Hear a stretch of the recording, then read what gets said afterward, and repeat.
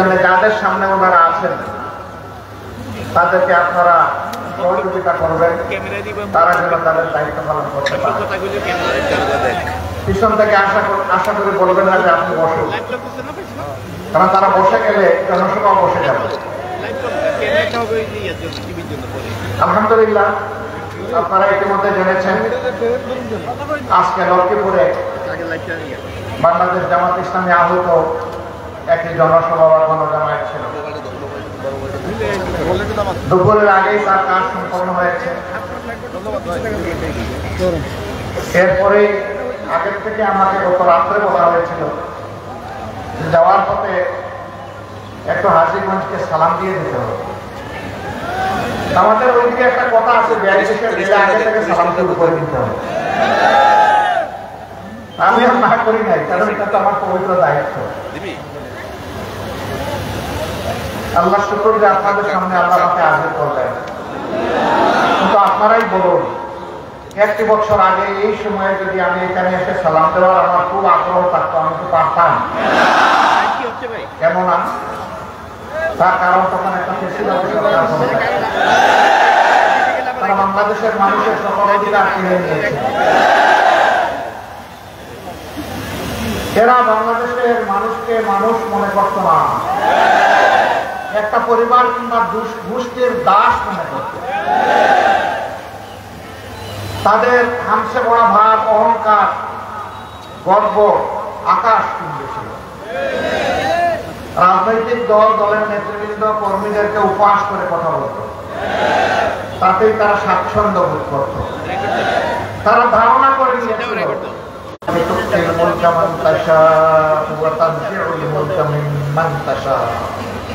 না না, সমস্ত বাদশাহীর মালিক আল্লাহ রাব্বুল আলামিন।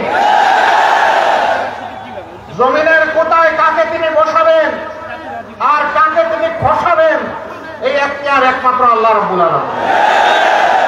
তিনি বসাতেও পারেন, তিনি খসাতেও পারেন। তার জন্য আল্লাহ তাআলা কোন ফায়াকুনই যথেষ্ট, মহা পরিকল্পনার কোনই প্রয়োজন হয় না।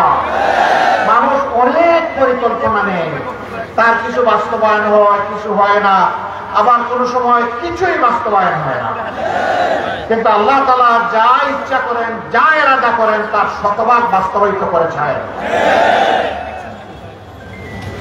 একটা দল, একটা গোষ্ঠী 15.5 বছর বাংলাদেশকে তারা শোষণ করল।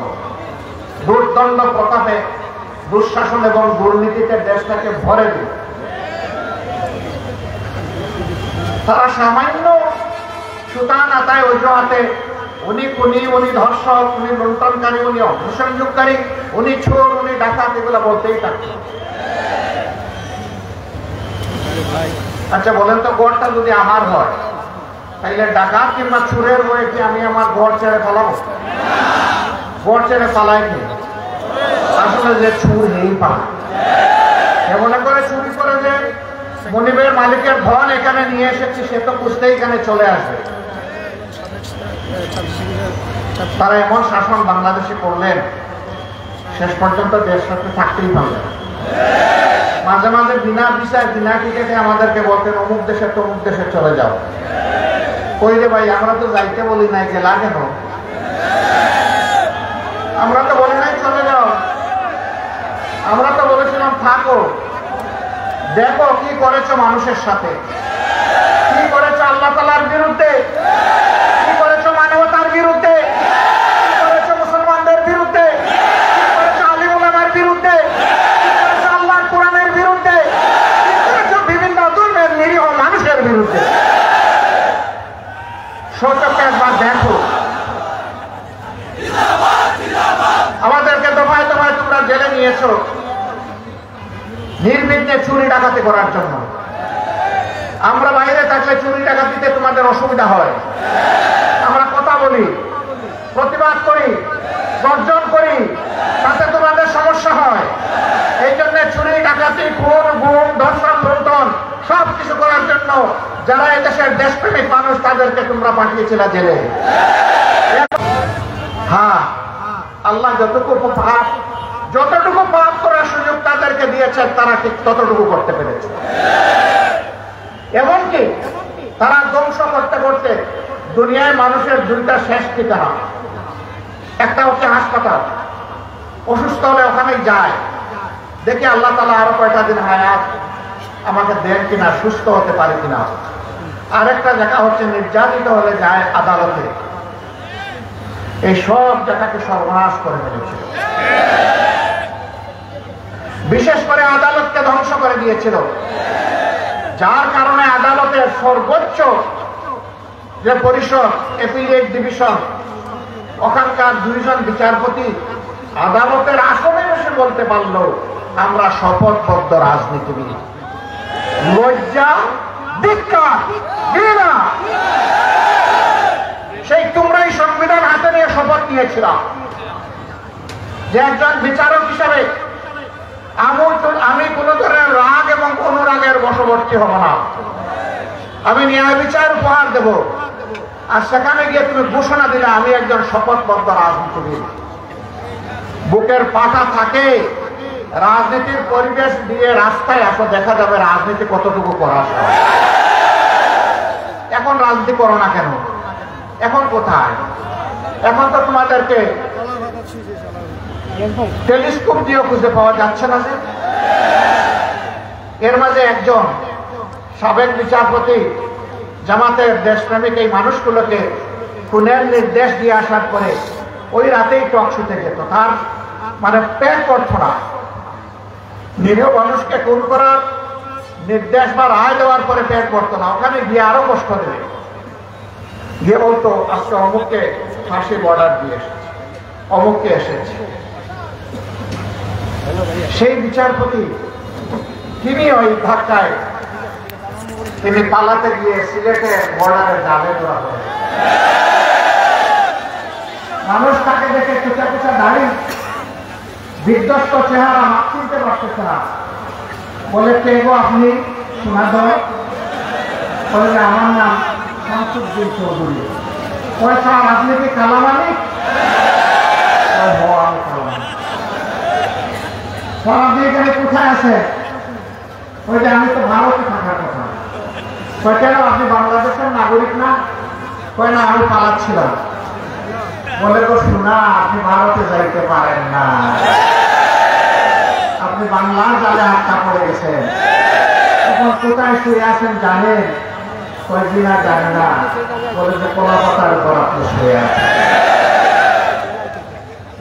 জঙ্গলের মধ্যে কলাপাতা একজন সাবেক বিচারপতিকে শুনতে হবে কেন? তার অপরাধ ছিল আকাশ চুম্বি। তিনি বুঝতে পেরেছেন মানুষ যদি তাকে হাতের পাশে খায় তাহলে বিচার করে বসে না। এই জন্যই তিনি পালিয়েছিলেন। এদের জীবন তাদের জন্যই অভিশাপ, জাতির জন্য। এখানে একটা বিশ্ববিদ্যালয় হবে, চাঁদপুরে একটা বিশ্ববিদ্যালয় হবে, অর্ডিন্যান্স পাস হবে, টেকনিকে পাস হবে। বিশ্ববিদ্যালয়ের খবর নাই, জমি কেনার নামে এক লুটপাটের মহা উৎসব। আমি আবার আমার ব্যয় দেশের ব্যাপারে কোনো বাজে কথা বলছি না তো? ওটা কি সত্য না মিথ্যা? আপনারাই তার সাক্ষী। এখন আপনাদের সেই কি বলবো, মন্ত্রী মহোদয়া এখন সরকারি গেস্ট হাউসে আসে। কেন? আপনি আমার মতো একজন চিকিৎসক, শুধু চিকিৎসক না, উনি হলে কলেজে যখন ইন্টারমিডিয়েটে লেখাপড়া করেন তখন আমার স্ত্রী আর 2 জন একই কলেজে ক্লাসে ছিল। তো ওনার কার্যকলাপ দেখে আমি মাঝে মাঝে বলতাম যে দেখো তোমার বান্ধবী কি করে। তো আস্তে করে গুলটা দিয়ে মুখ ডাকতো। নতুন মুখ ডাকছে না, তো ওর লজ্জা না হলে আমার একটু লজ্জা হয়।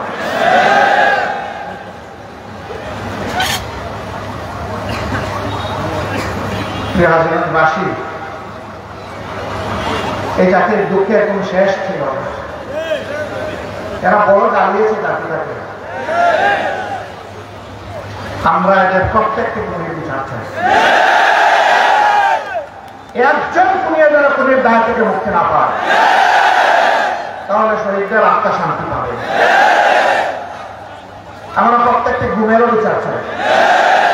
যে খুন হয়ে গেছে, যার লাশ পাওয়া গেছে, যার কবর পাওয়া গেছে, তার আত্মীয় স্বজন তো কিছুটা হলে প্রশান্তি পেল যে এটি আমার আপনজনের কবর, এটি আমার আপনজনের লাশ। কিন্তু যারা তার আপনজন বুক থেকে হারিয়ে যাওয়ার পরে আজ পর্যন্ত কোনো খবর পেল না, তাদের কষ্টটা বুঝতে কে? তারা তো প্রচন্ড কষ্ট লোকের পর নিয়ে আসে। আল্লাহ যেন এই লোকগুলাকে ন্যায় বিচার হওয়ার সুযোগ সৃষ্টি করে দেয়। আমার সম্মানিত ভাইয়েরা, এরা চলে গেল, এরা চাঁদাবাজি করত, এরা দখলদারি করত, এরা খুন করত, গুম করত, লুণ্ঠন করত, এরা আমাদের মা বোনদের ইজ্জত নষ্ট করত। এখন কি এই সবগুলা শেষ হয়েছে, বন্ধ হয়েছে? কি বলে হাজিদের এলাকা, এখানে আবার উল্টা পাল্টা কি? এখানে কি চাঁদাবাজি আছে, দখলদারি সবগুলো আছে এখানে? আল্লাহ হাজি সাহেবদের উসিলায় হাজিবুল ইসলামকে মুক্ত প্রদান করে। আমরা দোয়া করলাম সাথে সাথে মুক্ত হয়ে যাবে? অন্যায় জগত্তর পাথরের মতো বসে আছে থেকে একটা আঘাতে 5 তারিখ একটা গোষ্ঠী খান খান হয়ে ভেঙে পড়েছে। এরকম অপরাধ যারাই করবে 5ই আগস্ট তাদেরকে জানিয়ে দিচ্ছে। 5ই আগস্ট প্রত্যেক বছর কমপক্ষে একবার আসে। 5 আগস্টের রাস্তা যারা চিনে ফেলেছে, এই জাতিকে কেউ আর দুঃশাসন আর দুর্নীতি দিয়ে বাঁচতে পারবে না। আমরা তাদেরকে বড় বিনয়ের সাথে অনুরোধ করবো, প্লিজ প্লিজ অ্যান্ড প্লিজ। গোটা জাতি মজলুম ছিল, আপনারাও মজলুম ছিলেন, আমরাও মজলুম ছিলাম।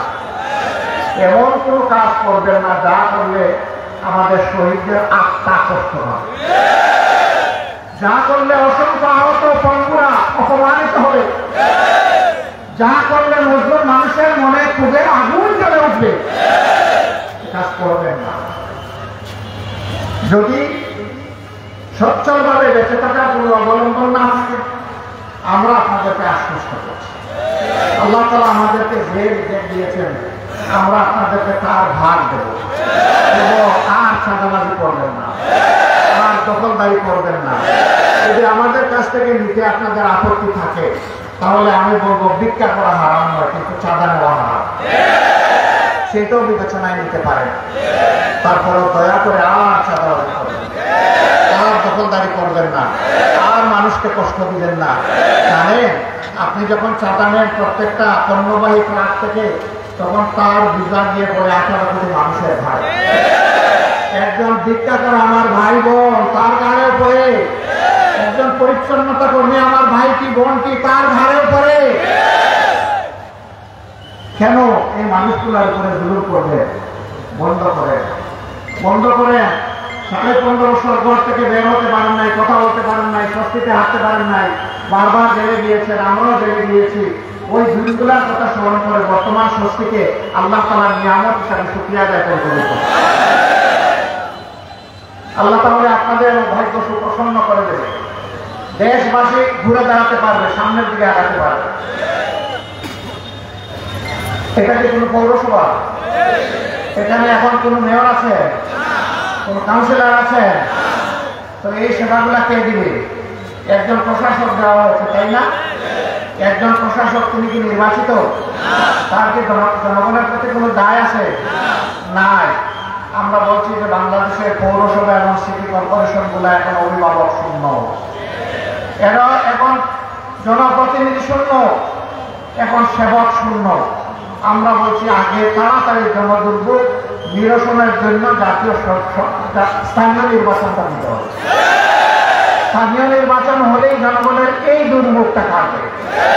তারপরে অবশ্যই জাতীয় নির্বাচনও দিতে হবে। তবে জাতীয় নির্বাচনের আগে জনগণ চায় মৌলিক কিছু সংস্কার হতে হবে। অনেকে বলছেন সংস্কার বড় কথা নয়, মানুষ কিভাবে খেয়ে বেঁচে থাকবে এটা বড় কথা। মানুষ খেয়ে বেঁচে থাকার জন্যই সংস্কার প্রয়োজন, যাতে নির্বাচনে কালো টাকা এবং পেশি শক্তির প্রভাব সৃষ্টি না হয়, এই জন্যই সংস্কার প্রয়োজন। যাতে প্রত্যেকটা নরনারী তার ভোট দিয়ে স্বস্তি বোধ করে তার পছন্দের মাকে এবং ব্যক্তিকে বাছাই করে নিতে পারে, তার জন্যই সংস্কারের প্রয়োজন। যাতে দেশের প্রত্যেকটি যুবক যুবতী যাদের বয়স হয়েছে 18 থেকে উপরে, তারা যেন তার নিজের ভোটটা নিজে দিতে পারে, এই জন্য সংস্কারের প্রয়োজন। যাতে প্রবাসে থাকা আমাদের সহযোদ্ধারা যারা এই 24 সালের সংগ্রামকে, আন্দোলনকে, লড়াইকে সফলকরণ করার জন্য বিদেশের মাটিতেও মিছিল করে জেনে দিয়েছে, তাদের ভোট নিশ্চিত করার জন্য সংস্কারের প্রয়োজন। এই সংস্কারগুলো মৌলিক সংস্কার করেই তারপরে যে ভোটটা দেওয়া হবে, যে নির্বাচন দেওয়া হবে, সেটা হলো আমরা ওই নির্বাচন যথাসময়ে হোক সেটা আমরা চাই। সরকার এটা নিয়ে গড়িমসি করুক বা লেনদি করুক, এটা আমাদের কাম্য নয়। আবার এটা আমরা বলবো না যে 1 মাসের মধ্যে নির্বাচন দিয়ে দাও, কারণ আমরা জানি 1 মাসের মধ্যে সংস্কার সম্ভব নয়। আমরা তাই মূল থেকে বলে এসেছি যৌক্তিক সময়ের মধ্যেই নির্বাচন দিতে হবে। এখন এই নির্বাচনটা কিভাবে বেশি শক্তি প্রভাব মুক্ত হওয়ার জন্য আরেকটা মৌলিক দাবি আমরা পেশ করেছি। এটি হচ্ছে আমাদের ভোটের আনুপাতিক হারে এই নির্বাচন হবে। এই দল যত % ভোট পাবে সেই দল সংসদে ততটা আসন পাবে। এতে করে অনেক ছোট দল আছে, তাদের মধ্যে অনেক দেশপ্রেমিক আছে, জ্ঞানী মানুষ আছে, অভিজ্ঞ নেতা আছে, তারাও তখন সংসদে যাওয়ার সুযোগ পাবে। জনগণের একটা ভোট আর নষ্ট হবে না, কারণ আনুপাতিক হারে ভোট হওয়ার কারণে যিনি 42% পেয়ে এমপি হলেন আর যিনি 41.9% পেয়ে ফেল করলেন, ওই ফেল করা লোকের ভোটে আমরা বলতে না যে আমার ভোটটা নষ্ট হয়ে যায়। তখন প্রত্যেকটা ভোট কাজে লাগবে ইনশাআল্লাহ।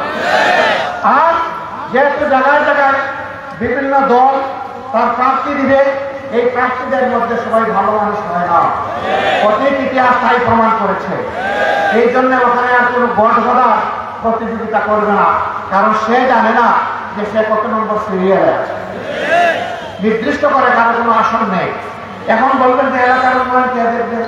যদি নির্দিষ্ট এমপি না থাকে, এলাকার উন্নয়ন দেখবে স্থানীয় সরকার। উপজেলা থাকবে, জেলা পরিষদ থাকবে, সেখানে পৌরসভা থাকবে, ইউনিয়ন পরিষদ থাকবে। দুনিয়ার সকল দেশে উন্নয়নের কাজ করে স্থানীয় সরকার।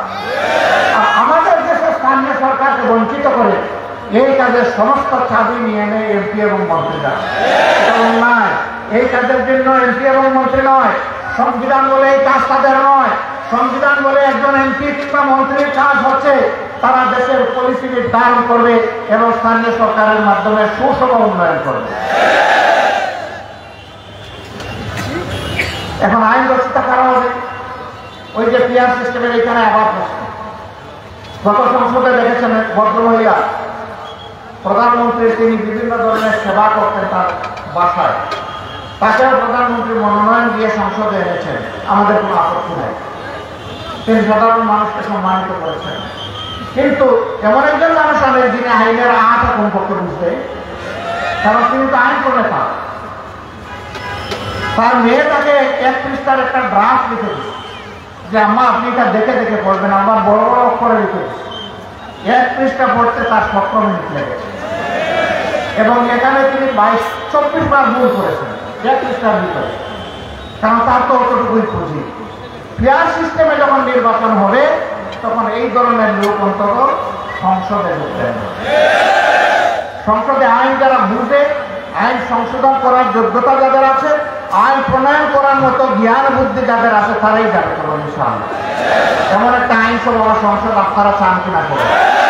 যদি চান তাহলে পিআরের পক্ষে আপনাদেরকে শক্তিশালী আওয়াজ তুলতে হবে। আমরা দখলদারির কোনো বাণিজ্য কোথাও চাই না, এটা সংসদেও না, এটা বাইরেও না। আমরা সব জায়গায় এখন সুষম উন্নয়ন চাই এবং একটা মানবিক বাংলাদেশ চাই। বাংলাদেশ জামাতে ইসলামী সেই সমাজটা করতে চায়। এর জন্য প্রয়োজন হবে একটা ভালো আদর্শ। দুনিয়ার সবচেয়ে ভালো আদর্শ কোনটি আপনারা বলুন তো? আল ইসলাম। সবচেয়ে ভালো আদর্শ কোনটি? আল ইসলাম। এখন ওকে আওয়ামী লীগ ক্ষমতায় নাকি? একটু আস্তে আস্তে বললেন আপনারা। কোনটা সবচেয়ে ভালো আদর্শ? কারণ এটা কার পক্ষ থেকে এসেছে? কে সমস্ত সৃষ্টির মালিক? কে তার সৃষ্টির প্রতি সবচেয়ে ভালোবাসেন সৃষ্টিকে? আল্লাহ। আল্লাহ চাইতে তার সৃষ্টিকে কেউ ভালোবাসতে পারে না। সেই আল্লাহ তার বিধান দিয়ে বলছেন এই বিধানে চললে দুনিয়া তোমাদের সুন্দর, আখিরাতে তোমাদের জন্য রয়েছে অফুরন্ত কল্যাণ এবং জান্নাত। আমরা সেই পথটা ধরবো কিনা? জামাতে ইসলামের অঙ্গীকার। কেউ কেউ বলেন যে কোরআনের আইনের দরকার নাই, এই দেশের জনগণ তাদের সাথে নাই, আপনি আপনার জায়গায় থাকেন। আমরা আপনাদেরকে পরিষ্কার বলছি, এই ধারণা যারা করেন আমরা কোরআন বুকে নিয়ে বাঁচতে চাই, আমরা কোরআন বুকে নিয়ে মরতেও চাই, আমরা কোরআন বুকে নিয়ে আদালতে আখিরাতে আল্লাহর দরবারে হাজির হব। কোরআন থেকে আমাদেরকে দেশের মানুষকে কেউ বিচ্ছিন্ন করতে পারবে না ইনশাআল্লাহ। জনগণ এখন সিদ্ধান্ত নিবে আগামীতে তারা কাদেরকে জনগণের খেদমতের বা সেবার এই দায়িত্ব তুলে দেবে। আমরা আপনাদেরকে কথা দিচ্ছি, আল্লাহ যদি আপনাদের অন্তরে সেই ভালোবাসা এবং সমর্থন তৈরি করে দেয় এবং জামাতে ইসলামী এবং ইসলামী দলগুলো যদি ক্ষমতায় যায়, আলহামদুলিল্লাহ আমরা হবো আপনাদের সেবক, আমরা আপনাদের মালিক হব না। আমাদের এখন যে সম্পদ আছে এই সম্পদ কমবে, এটা এক ইঞ্চি বাড়বে না। কারণ তখন খেদমত করতে গিয়ে শুধু রাষ্ট্রীয় তহবিলে হবে না, আল্লাহ তাআলা বাপদাদার যে তহবিল, নিজেদের যে সঞ্চয়, ওখান থেকেও আমরা খরচ করতে বাধ্য হব। এখন সবাই আলহামদুলিল্লাহ আগের নির্বাচনে তিনি 1 কোটির মালিক, পরের নির্বাচনে তিনি 100 কোটির মালিক। এটা হবে না ইনশাআল্লাহ, এটা হবে না ইনশাআল্লাহ, এটা হবে না ইনশাআল্লাহ। কেন হবে না? আমরা আল্লাহকে ভয় করবো, এই জন্যই হবে না। বলবেন প্রমাণ কি? প্রমাণ এখনই হাতে নাতে। 5 আগস্টের পরে অনেকে অনেক সামাজিক অপকর্মে জড়িয়ে পড়েছেন। আপনারা বলুন তো, ইসলামী দলের কর্মীরা কোথাও কি কোনো অপকর্মে জড়িয়ে পড়েছে? ইসলামী দলের লোক না। কেন না? তারা আল্লাহ তাআলাকে ভয় করে। এই জন্য যারা আল্লাহকে ভয় করে এই সময়ে কোনো প্রতিশোধ দেয় নাই, গ্রাস মিটায় নাই, চাঁদাবাজি করে নাই, দখল বাণিজ্যে নিজেদেরকে উৎসর্গ করে নাই। ইনশাআল্লাহ জনগণের দায়িত্ব আসতে সেদিন এই দায়িত্বকে আমানত মনে করে আমানতের ইবাদত করবে ইনশাআল্লাহ। তখন বাংলাদেশকে আর পিছনের দিকে তাকাতে হবে না। মুসলমান, হিন্দু, বৌদ্ধ, খ্রিস্টান সবাই তাদের জীবনের নিরাপত্তা পাবে, সেই সাথে তারা মর্যাদা নিয়ে বসবাস করবে ইনশাআল্লাহ। কোরআন কারের মধ্যে অধিকারের কোনো তারতম্য করবে না, আমাদেরও কোনো তারতম্য করার কোনো অধিকার থাকবে না। এই জন্যে আমরা আল্লাহর উপর ভরসা করে আপনাদেরকে কথা দিচ্ছি, আমরা সেই বৈষম্যহীন সাম্যের বাংলাদেশ, আমরা সেই কোরআন ভিত্তিক কল্যাণের বাংলাদেশ, আমরা সেই মানবিক বাংলাদেশ আমরা ইনশাআল্লাহ গড়তে চাই। সে ভাইয়ের আমার জন্য একটু দোয়া করবে। কি দোয়া করবেন আপনারা? মনে মনে চিন্তা করেন। তবে আমি একটা দোয়া চাই। আপনারা জানেন 5 আগস্ট ফেসিবাদ বিদায় নিয়েছে, কিন্তু ফেসিবাদের বোঝা এখনো একজন মাত্র জাতীয় নেতার ঘাট থেকে সরানো হয়নি, তার নাম এটিএম আজহারুল ইসলাম।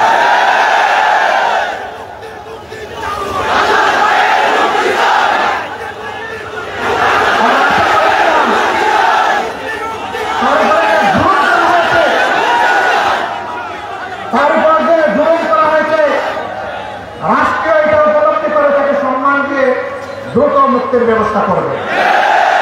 এখন পর্যন্ত তার মুক্তির ব্যবস্থা হয় নাই, এটি আমার দুর্বলতা।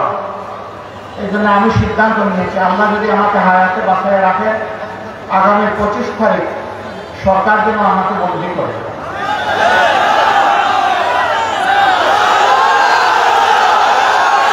আমাদের প্রিয় আজহার ভাইকে, মজলুম আজহার ভাইকে জেলের ভিতরে রেখে আর বাইরে থাকতে আর ইচ্ছা হয় না। ওনাকে ছাড়ে না হয় কমপক্ষে 3 কোটি মানুষকে জেলে রাখার জন্য প্রস্তুত হয়।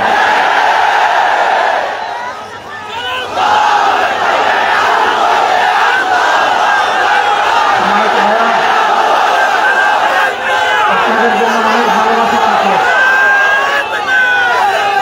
এই মানবিক বাংলাদেশ, কোরআনের বাংলাদেশ গঠনে আমরা কি আপনাদের একটু ভালোবাসা আশা করতে পারি? একটু সমর্থন, একটু সহযোগিতা, আপনারা পাশে থাকবেন, আপনারা সাথে থাকবেন, আপনাদেরকে অসংখ্য মোবারকবাদ। আসলে এই আওয়াজ নিয়ে আমরা ঘরে ঘরে ছড়িয়ে পড়ি। আল্লাহ হাজীগঞ্জবাসীর উপর রহম করুন। আপনাদের ইজ্জত বাড়িয়ে দিন, সারা বাংলাদেশকে আল্লাহ শান্তির রাজ্যে পরিণত করে দিন, আমাদের শহীদদেরকে আল্লাহ তাআলা উচ্চ মর্যাদা দান করুন, এই 24 শহীদ সহ শহীদ বৃন্দকে, আহত বন্ধু যারা আছেন আল্লাহ তাআলা তাদেরকে সুস্থতা নিয়ামত দান করুন। আবার ইনশাআল্লাহ মুক্তির ময়দানে লড়াইয়ে আপনাদের সাথে দেখা হবে। বলবেন কেন এই লড়াই? যেখানেই দুঃশাসন সেখানেই যুদ্ধ, যেখানেই দুর্নীতি সেখানেই লড়াই, এই লড়াই চলবে। আবু সাইদ মুগ্ধ, যুদ্ধ। আসসালামু আলাইকুম ওয়া রাহমাতুল্লাহ। বাংলাদেশ জিন্দাবাদ, বাংলাদেশ জামাত ইসলামী জিন্দাবাদ।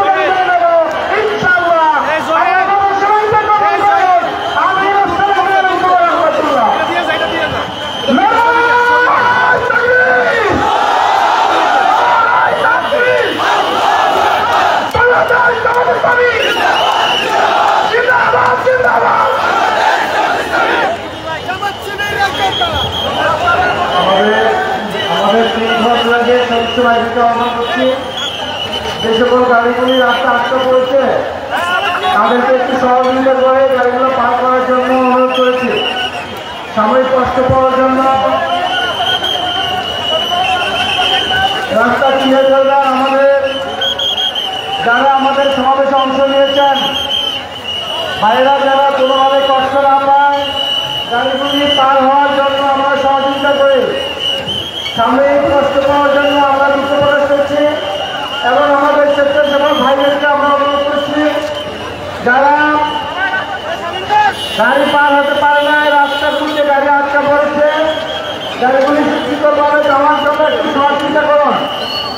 জামাত ইসলামী ছাত্র শিবির জনগণের কল্যাণের দল, জনগণকে কখনো কষ্ট দেয় না। আমরা যারা